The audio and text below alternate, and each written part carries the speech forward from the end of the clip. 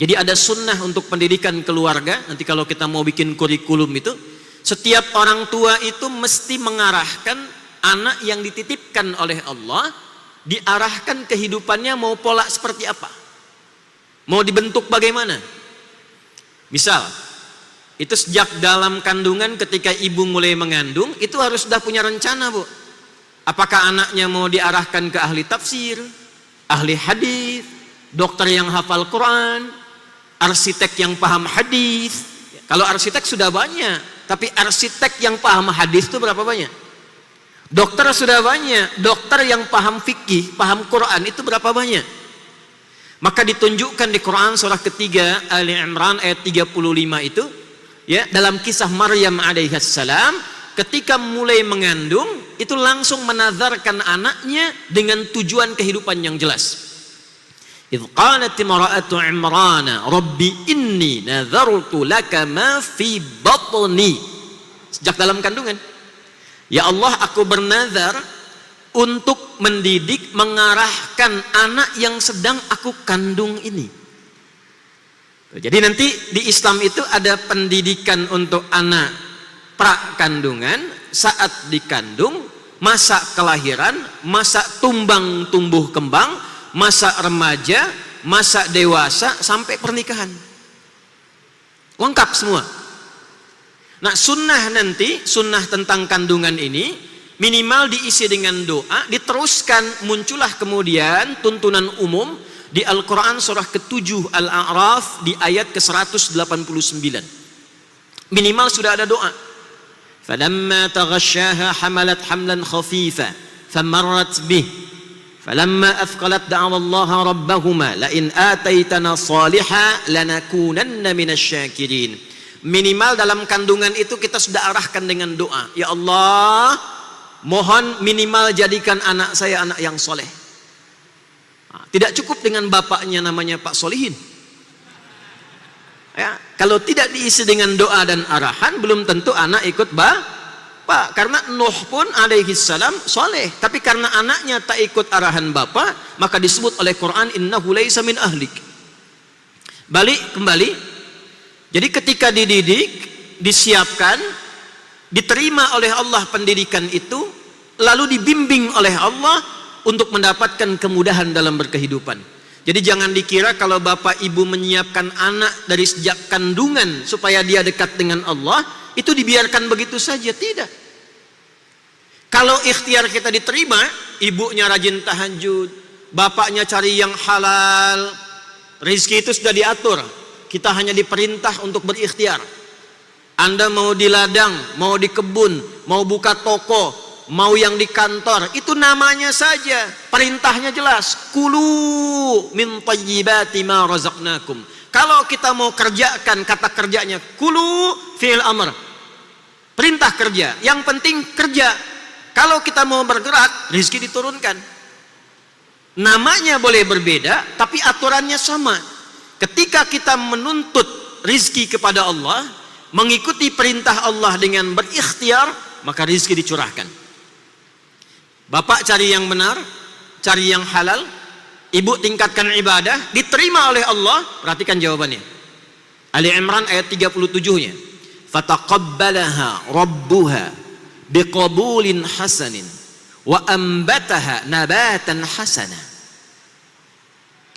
Fataqabbalaha, maka ikhtiar orang tua yang ingin mendekatkan anaknya dengan Allah, dari sejak kandungan rajin baca Al-Quran, rajin tahajud, ayahnya cari nafkah yang halal, yang dimakan halal, dengan niat supaya anak itu diridhoi oleh Allah.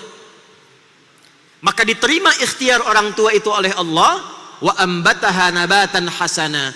Anda tidak akan capek merawatnya, karena Allah langsung yang mengatakan, saya yang menjaga pertumbuhan anak itu dan mengirimkan rezeki untuknya. Jadi kalau sudah begitu, dititipkan pada siapapun, Allah rawat. Wa kaffalaha Zakaria, yang rawat Nabi Zakaria, tapi ayatnya belum selesai. Kullama dakhala 'alaiha Zakaria al-mihraba wajada 'indaha rizqa. Qala ya Maryamu anna laki hadza. Perhatikan kalimat yang keluar di lisannya. Qalat huwa min indillah. Innallaha yarzuqu man yasha' bighairi hisab. Yang rawat orang lain, tapi yang kirimkan rizkinya, yang menyiapkannya, yang mengarahkannya, yang menjaganya Allah. Dikonfirmasi oleh Zakaria, Maryam dari mana semua nikmat ini? Anak yang dididik, dikenalkan, didekatkan dengan Allah, maka keluar di lisannya kalimat Allah. Saya pernah lihat video lawas, ada anak kecil kurang lebih 2-3 tahun akan disuntik karena takut jarum, lalu dia protes, yang keluar di lisannya astagfirullah, astagfirullah, ya Allah. Kenapa? Karena yang sering diperdengarkan Allah, kalimat thayyibah, subhanallah, astaghfirullah. Ketika kalimat Allah dilekatkan di telinganya sampai ke hatinya, menembus arasy, Allah yang rawat anak itu.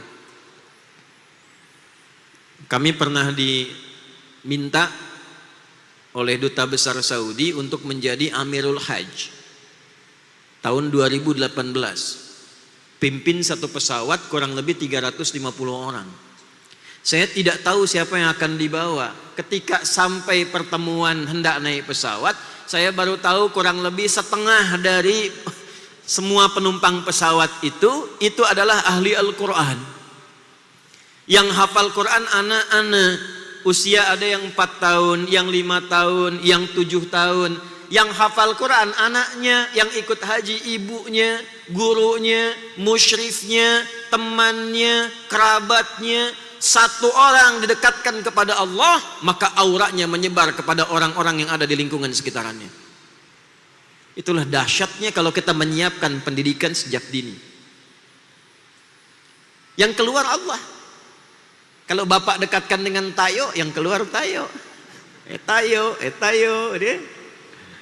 Kalau didekatkan dengan robokar, ya keluarnya robot-robotan. Robokar volley, robokar apalagi itu, embers.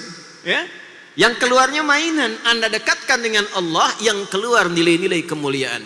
Itulah sunnah yang berlaku dalam Al-Quran. Diterapkanlah oleh Abbas bin Abdul Muttalib radhiyallahu ta'ala anhu. Ketika masuk Islam, maka Islam merubah visi keluarganya untuk memberikan arah dalam berkehidupan. Maka disiapkanlah si bungsu untuk menjadi ulama ke depan.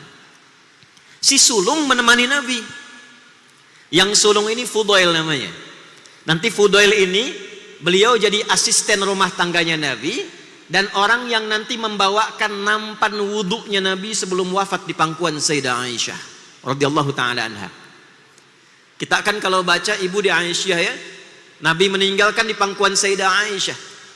Masih ingat kan beliau wudhu dulu kan? Yang bawa nampan wudhunya siapa? Itulah Fudail, anak sulungnya dari Abbas. Jadi jelas Pak, anak pertama ini, anak kedua ini, yang bungsu ini. Kalau kita arahkan demikian, hidup rumah tangga itu lebih jelas dan terarah. Besok-besok anak pertama ibu ahli tafsir, kedua ahli hadis, ketiga ahli fikih, keempat usul fikih. Ketika ada persoalan, kakak, apa ayatnya? Quran surat sekian, ayat sekian, posisi kanan pojok ini.